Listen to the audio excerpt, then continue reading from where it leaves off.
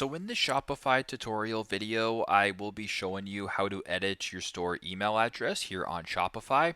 So once Shopify is opened up, go to the left-hand side of your screen, go down to where it says settings and select that.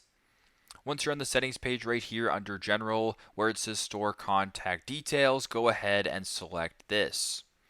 Now, once you're on this page right here, you can scroll down to where it says store contact details and where it says store email address. That's where you can go ahead and update your email address. So if you were to go ahead and type in email, address, etc., whatever it is, you can then go to the top here, press on save, and then your new email address or your email address here will be saved under your store contact details. So pretty simple, pretty straightforward. That is how to edit your store email address here on Shopify. Thanks again for watching and hope this helps.